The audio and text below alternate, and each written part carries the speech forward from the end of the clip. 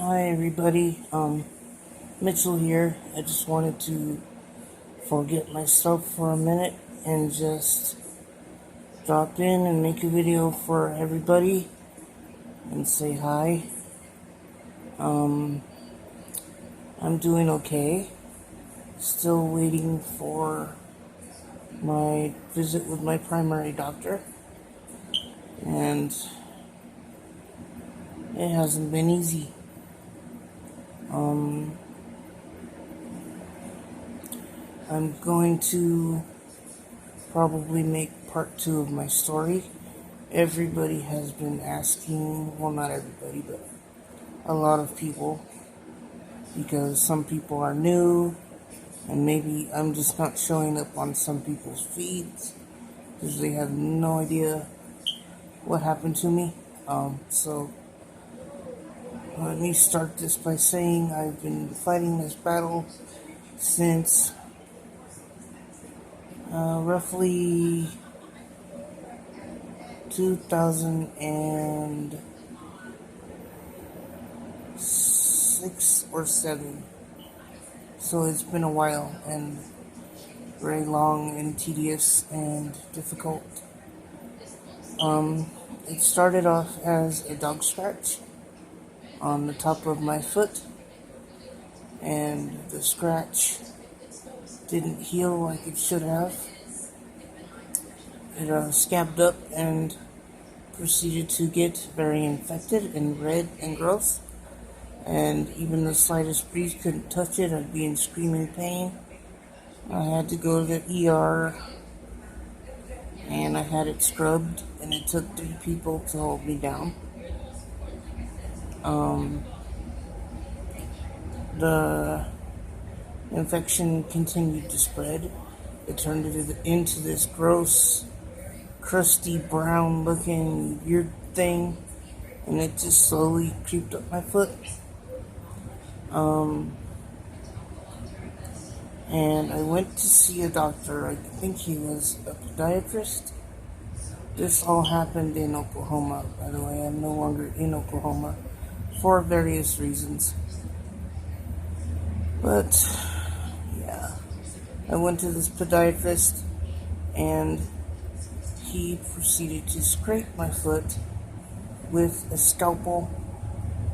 It's pretty barbaric and medieval because he didn't give me any painkillers or anything. And I kept saying, dude, I can feel that. It really hurts. And then it went to the point where I would just cry my way through the appointments because I could feel everything he was doing to me. And it started to close, but the infection built underneath, and it turned out that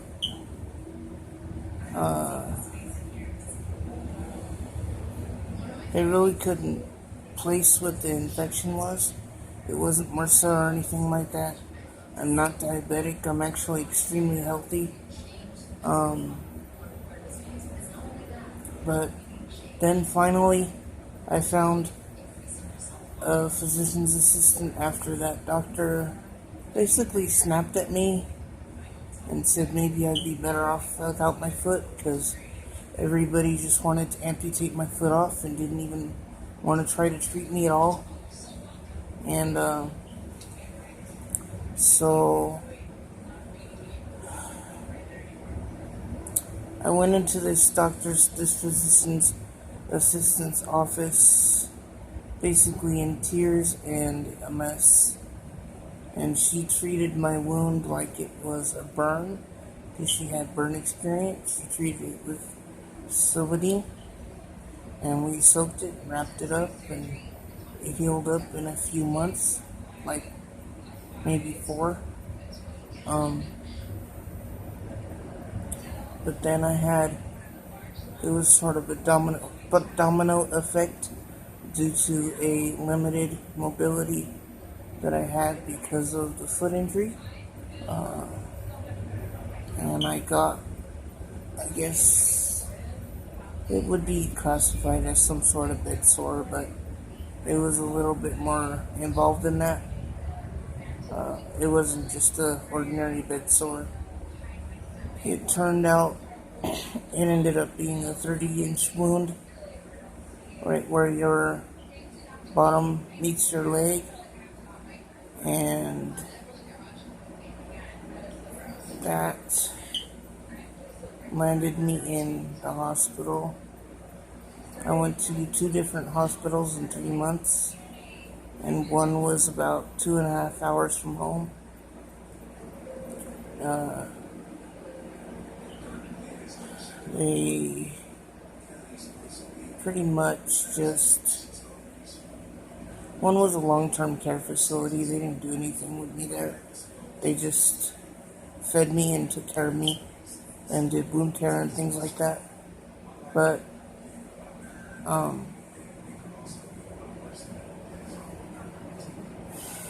yeah, I got to visit maybe once a week, but I spent a lot of time alone there, and I had a wound vac on and a Foley catheter in, and it was a dark time because I had a lot of people come in to my life who made a bunch of promises and didn't keep them. Like nurses that would come in who it was their job to take care of me, but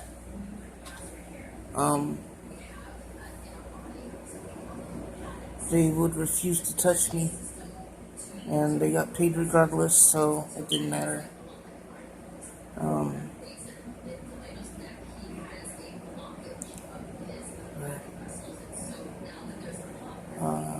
Let's see. After that, I had a wound vac in, is what I was saying. And what that is it's a machine that is supposed to help your wounds heal, and it sucks out all the bad stuff. And what they do is they put a piece of sponge. But my sponge was about the size, I could put 2 big sponges that were about the size of a loaf of bread into my wound. So I also had 2 blood transfusions because of it, and 2 debridement procedures. And after that, I was getting better, and my first doctor's appointment back in my chair, there was a transfer gone wrong, and I collapsed, and on the way down, both of my legs broke.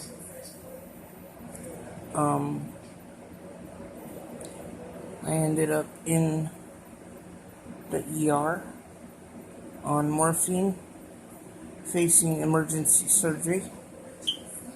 They ended up not giving me emergency surgery, but I stayed there on morphine for a couple of days while the specialist came in, and they just put me in immobilizers. And my doctor at the time said, "Oh yeah, we'll help you, and I want to send you to this place, and they'll help you with rehab, and we'll get you better and back in one piece again." So this place that they sent me to was a nursing home. And it was a nursing home in a very small town that wasn't really equipped to deal with somebody who had my injuries. The average age of the residents there was about 70 years old. I was the youngest resident, and there was no real physical therapy in place there. And they told me that my insurance didn't cover physical therapy. So basically I was at the mercy of whoever decided to give me physical therapy. And it was very sporadic. I was in that place for 2 years, I think. And I had, being generous here, maybe about 3 months total of physical therapy. Maybe a day here and a day there. And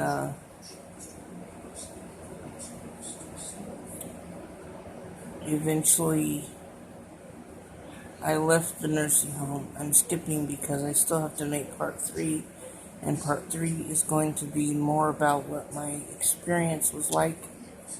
But I left home. I left the nursing home after I found out that my home burned down and that the only survivor of the fire was my 13-year-old cat that I had at the time.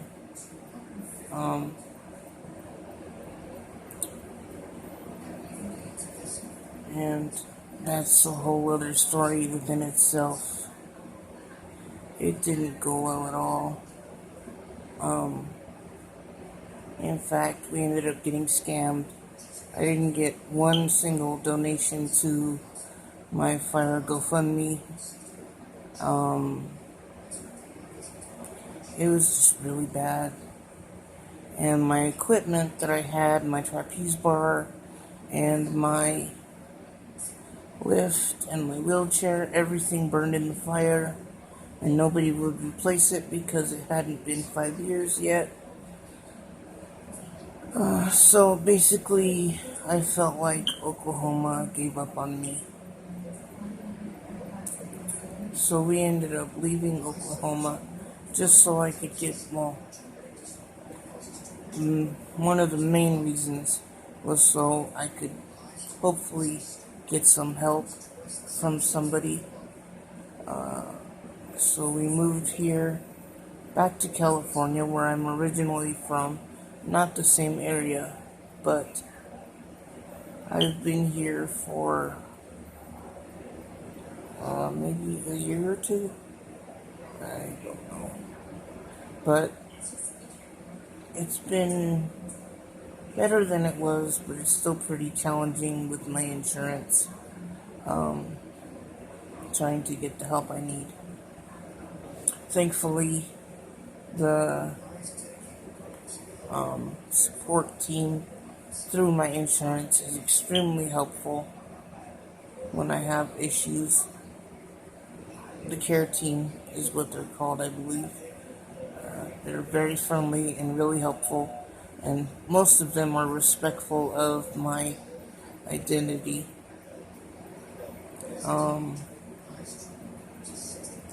So, where I'm at right now is I'm trying to get my physical therapy back. I had it for a little while until I made a switch so that I could get therapy. Because I really need the support. And I'm trying to get an electric chair, but there's been a snafu as far as that goes. But I found somebody who wants to help me with that. So basically, where I'm at right now is I'm waiting to see my primary to get some more referrals to get some of that done. A more detailed referral for the chair. Hopefully get some PT going. I have my letter finally for my testosterone, which I never thought was going to happen, especially in the middle of BFE, Oklahoma. But I've got my letter, and I'm just waiting for somebody to come and do a blood draw for me, since I'm pretty much bedridden right now, and it's easier because not a lot of places here can accommodate a gurney patient, and for some reason nobody has thought to send me to a hospital, because I don't even know how much I weigh either, and people are starting to complain about that, probably because I'm trying to get a wheelchair and they have weight limits.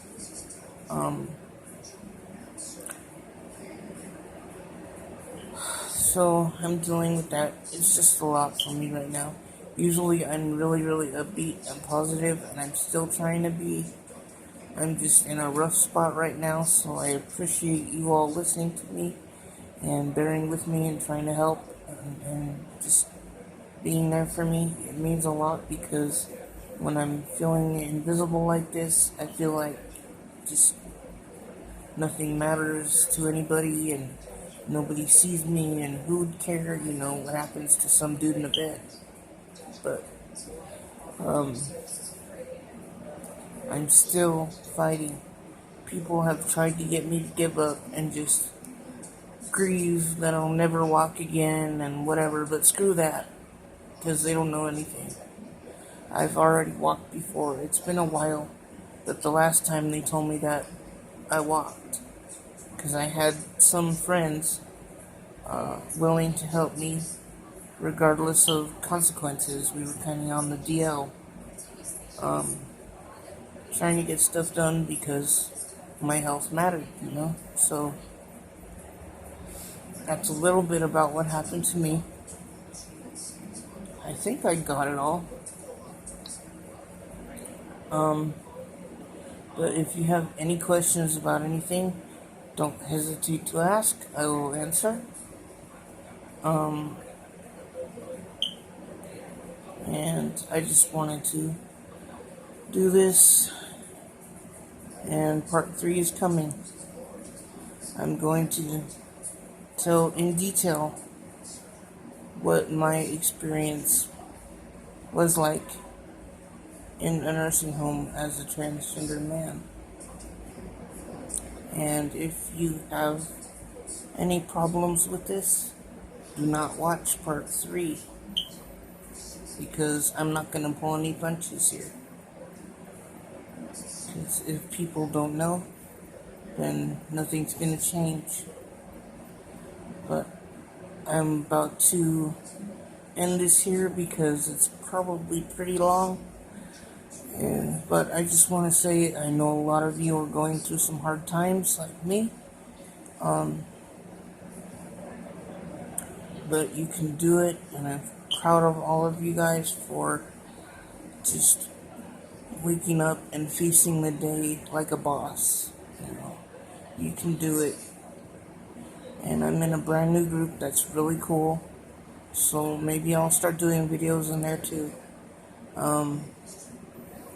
But thank you guys for sticking with me. I really appreciate it, and I will try to do these more often, because for some reason I'm getting just a little less self-conscious. I'm losing light, so forgive me. But just remember, you can do it. Whatever you're striving for, keep going. You will reach your goals. And I'll talk to you soon.